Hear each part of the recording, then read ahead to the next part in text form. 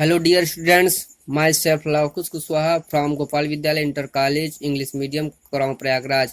आज हम class 4 subject science का second chapter reproduction in animals, जंतुओं में प्रजनन कैसे होता है इसके बारे में आइए हम जानते हैं। The process by which animals produce young ones और another animal like itself is called reproduction.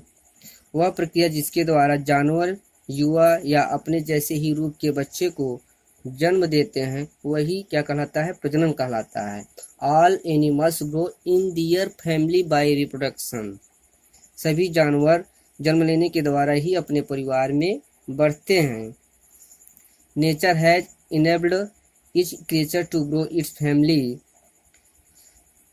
प्रकृति ने प्रत्येक प्राणी को अपने परिवार को विकसित करने में सक्षम बनाया है। Animals reproduce in two ways, by giving birth to young ones and by laying eggs. जानवर दो तरह से प्रजनन करते हैं। एक तो जो सीधे अपने बच्चे को जन्म देते हैं, एक जो जंतु पहले अंडे देते हैं फिर इन अंडों से बच्चे निकलते हैं। ये जो तरीके से प्रजनन करते हैं। The animals that bear children, जो जंतु बच्चे को जन्म देते हैं, चलिए उसके बारे में जानते हैं। Cow, buffalo, goats, bitch, cat etc give birth to young ones. गाय, भैंस, बकरी, कुतिया, बिल्ली आदि युवा को जन्म देते हैं। युवा मतलब जो बच्चों को जन्म देती हैं। In the beginning the young develop in their mothers womb. शुरुआत में बच्चे अपनी माँ के गर्भ में विकसित होते हैं। When fully develop, जब पूरी तरह से विकसित हो जाते हैं तो मदर डिलीवर्स देम, फिर माँ उनको क्या करती है? जन्म देती है। अपने बच्चे को ही माँ फिर जन्म देती है। Then they grow by suckling milk from their mothers breast. माँ फिर उन्हें क्या करती है? जन्म देने के बाद बचाती है और स्तन से दूध पिलाकर के उसको बढ़ाती है अपने बच्चे को, और हर एक समस्याओं से उसके लड़ने के लिए हमेशा बच्चे की माँ तैनात भी रहती है।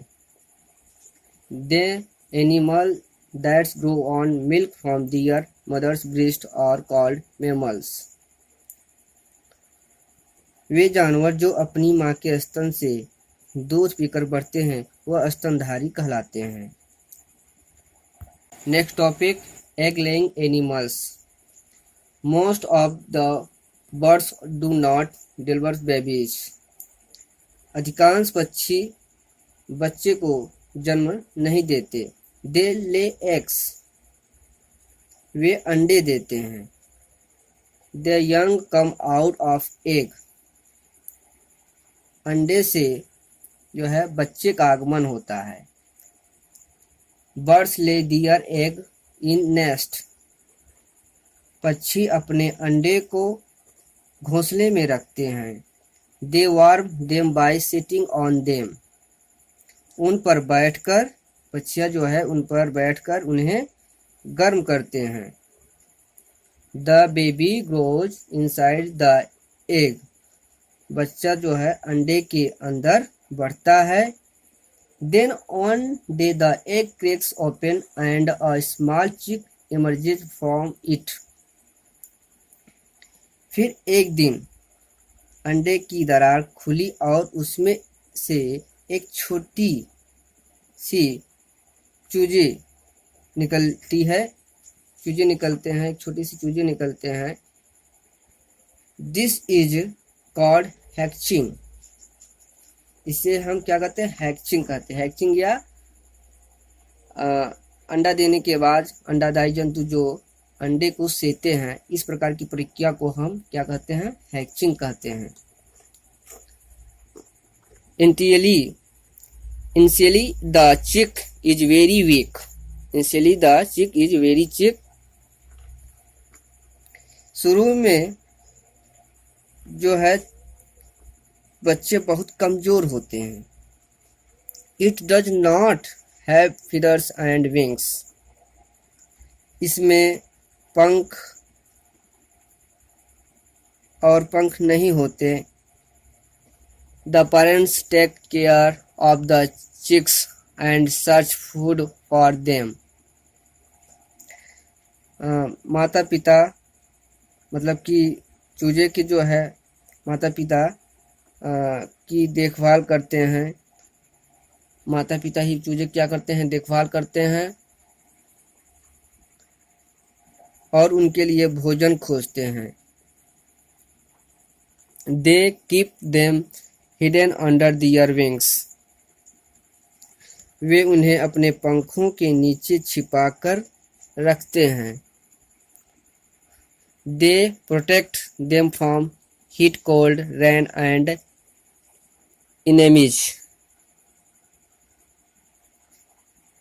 वे उन्हें गर्मी, सर्दी, बारिश और दुश्मनों से बचाते हैं। Gradually the chicks grow. धीरे धीरे चूजे क्या करते हैं, बढ़ते हैं। The develop wings. बढ़ते हैं, वे पंख विकसित करते हैं। फिर पंख भी उनके क्या होते हैं, बड़े होते हैं। Then the parents teach them to fly. फिर क्या करते हैं, वे चूजे जो है को जो है अपने माँ मतलब कि अपने माँ के जरिए जो है उड़ना सीखते हैं। And search food for themselves. और फिर वे जो है अपने लिए भोजन खोजते हैं। The shape of an egg. एक अंडे के आकार के बारे में चलिए हम जानते हैं। You must have seen that the egg has a hard outer shell. आपने देखा होगा कि बच्चों अंडे में एक कठोर बाहरी आवरण होता है। क्या होता है, एक आवरण जो है बाहरी का होता है, वो आप लोग देखे भी होंगे। There is round yellow part inside the shell. खोल के अंदर लगभग पीला भाग होता है। जब खोल कर हम उसको देखते हैं तो लगभग पीला भाग होता है। और जो पीला वाला भाग होता है इट इज कॉल्ड यॉर्क। इसे जर्दी कहा जाता है। क्या कहा जाता है, इसे जर्दी कहा जाता है। The York is surrounded by a colourless sticky fluid. यह जर्दी एक बेरंग चिपचिपे द्रव से घिरी होती है। This fluid is called albumin. इस द्रव को एल्ब्यूमिन कहा जाता है। We can see a small red spot in the yolk. हम जर्दी में एक छोटा सा लाल धब्बा देख सकते हैं।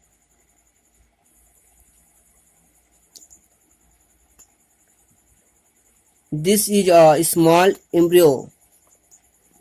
यह छोटा भ्रूण है। ये क्या कहलाता है, एक छोटा सा भ्रूण होता है।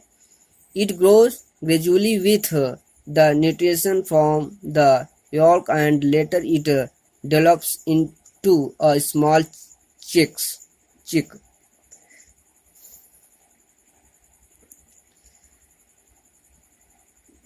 और फिर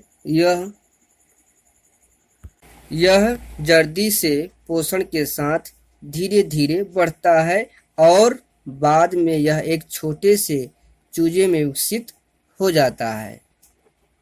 next topic, Metamorphosis. Metamorphosis means discarding the old body and take on a new body। काया पलट का अर्थ है पुराने शरीर को त्यागना और नए शरीर को ग्रहण करना। आगे है cockroach, butterfly and other insect also lay eggs।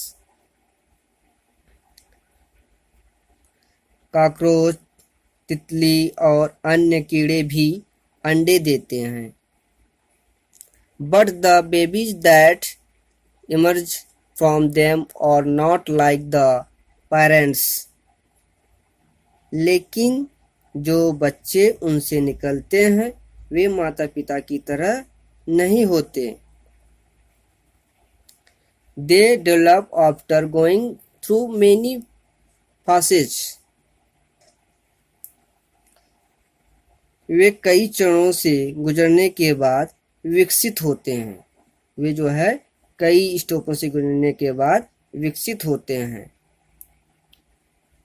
The change of these passage is called metamorphosis. इन चरणों के परिवर्तन को हम क्या कहते हैं? कायापलट कहा जाता है.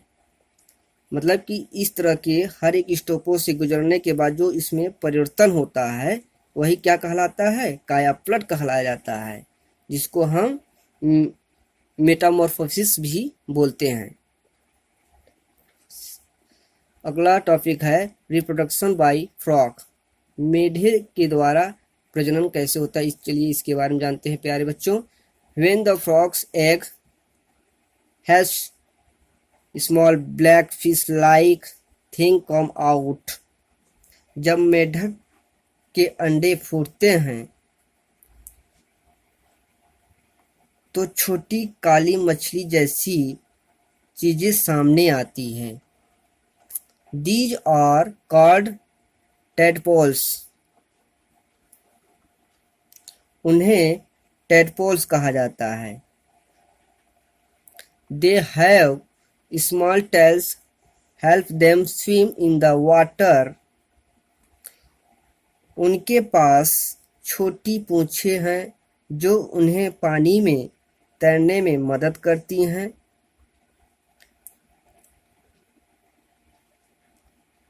Later on the tails which help them swim in the water, then the tail disappears and they become fully developed frogs. बाद में पूंछ पर जो उन्हें पानी में तैरने में मदद करते हैं, मतलब कि मेढक जो है पूंछ के जरिए जो है पानी में तैरने के लिए एक सहारा अपने पूंछ के जरिए जो पाते हैं तैरने के लिए, फिर पूंछ क्या होता है तैरने के बाद, फिर पूंछ गायब हो जाती है और वे पूरी तरह से विकसित मेढक बन जाते हैं. धन्यवाद बच्चों. आज का ये सेकंड चैप्टर इतने टॉपिक पर ही ख़त्म होता है. अगले लेसन के लिए मैं आप लोगों से फिर मिलेंगे. तब तक के लिए